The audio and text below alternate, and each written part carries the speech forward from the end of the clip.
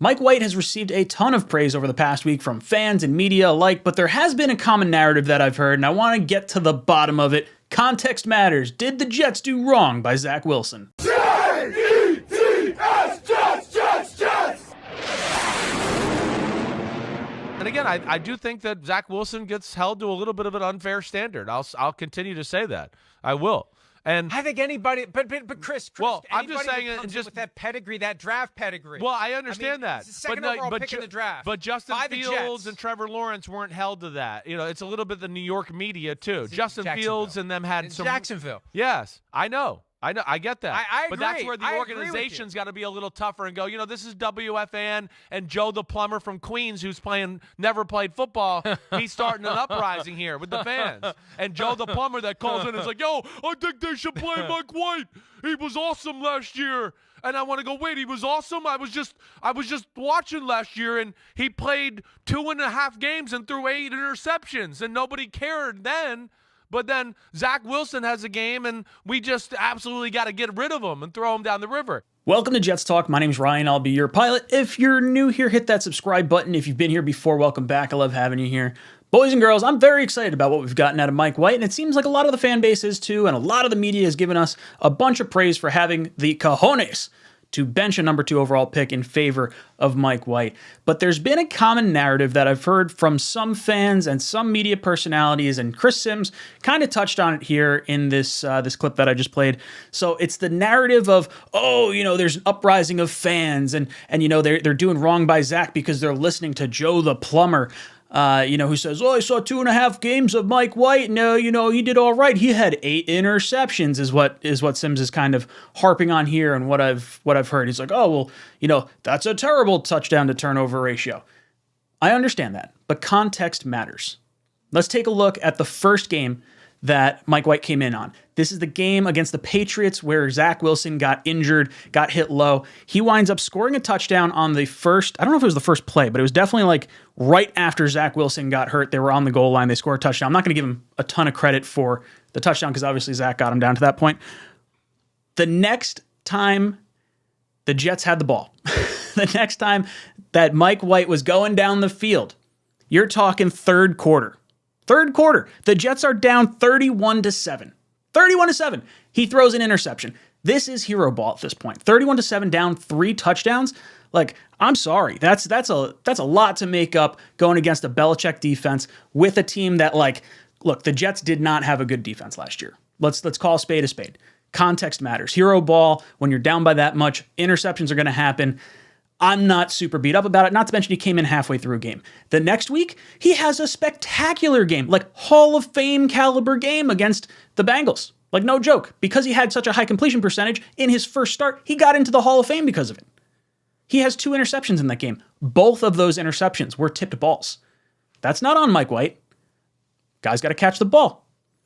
Then we go into the Colts game. He plays 2 series, goes 95 yards and a touchdown before he gets hurt before the end of the first quarter. He had like 120 some odd quarterback rating at that point. That's 2 games back to back where he was doing well. 4 quarters against the Bengals and 1 quarter against the Colts. He gets knocked out. We come back, we face the Bills. This is the big one. This is the 4 interception game. He gets hit while he's throwing for an interception. I understand, look, interception's bad. Never a good thing to have happen. It was like the first series that the Jets had the ball. Definitely bad, but not a bad throw. Just getting hit while being thrown. He had 3 more interceptions. He didn't have another interception until the Jets were down by 3 touchdowns. 24-3. Corey Davis fumbles the ball before half. You know, the Bills are just a juggernaut. They have the top defense in the league last year. So I think when you're talking about the 8 interceptions and you're talking about, oh, Mike White and Zach Wilson and the pedigree and all this other stuff, and you want to, like, you know, talk poorly about Mike White, context matters here. These interceptions, I'm not concerned about this. I'm looking at the eyeball test here and I'm seeing, okay, this guy's hitting receivers in stride. We're getting yak after a catch. This is absolutely huge. This is where you get elite playmakers to make their money. This is how you get down the field. Be a distributor of the ball. When you pass the ball around 10 different receivers this past week, the defense can't key in on one specific guy when you can target everyone across the field. This is exactly what the doctor ordered. You look at Zach Wilson. He says, oh, if this happened to Zach Wilson, they throw him out with the bathwater. I'm sorry. Context matters. Zach Wilson, we were in both games against the Patriots this year. Yes, he was 5-2, but he didn't do anything spectacular. And you know what? I defended Zach for a long time. I was saying, hey, look, he didn't have to throw. There's no reason to force him to throw if he doesn't have to throw. The Patriot game was the first game. The first Patriots game was the first time I'm like, man, he's making some bad decisions. 3 interceptions in a close game. He's the reason we lost that game. Mike White's not the reason we lost those other games. I would attribute that to a lack of talent and, context, with the interceptions and whatnot. Then you go against the Bills, and the best thing we can say about Zach Wilson is that he didn't throw away the game. He had a decent game. Really, okay, 150 yards. All right, cool, not bad. Then we hide him against the Patriots after we had 2 weeks to prepare. He clearly looked outmatched. And I think context matters. He can't hit those 5-yard plays, the plays out in the flat. Mike White can hit those. I'm looking at it. I'm doing the eyeball test. I'm looking at the context and everything. Mike White can play. And he deserves the shot to play against the Vikings this week. And I would say he deserves a shot to play against the Bills. Give him a little revenge game from last year. I think with this talent that we have on offense, this new look defense that we had since he played last year, totally different. Completely changes the game. There's no reason that Mike White can't be the answer at quarterback here. And just because fans and, people are saying, oh, you got to start Mike White. That's not the reason they decided to bench Zach Wilson. This was partially disciplinary because of his comments post-game, because of, not taking ownership of playing poorly. And then you look at his poor performance. He deserves to be benched. You can argue that he should have been benched partway through the Patriot game this past, after the bye. So I don't understand the thought process in you might ruin Zach Wilson or he gets held to a different standard than these other quarterbacks. Zach Wilson is on a much better team than the Jaguars or the Bears. I'm sorry. Trevor Lawrence, he had a rough go of it last year with Urban Meyer.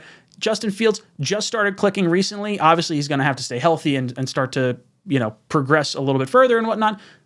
I have no issues with any of that. If you had asked me prior to the draft, and I understand the pedigree thing and he's going to get more opportunities and whatnot, but if you had asked me before the draft this past year, or 2 years ago now, would I trade the number 2 overall pick and a 5th round pick, the round that Mike White was selected in, number 2 overall pick and a 5th round pick to move up to get a franchise quarterback, regardless of context in that capacity? I know that sounds weird.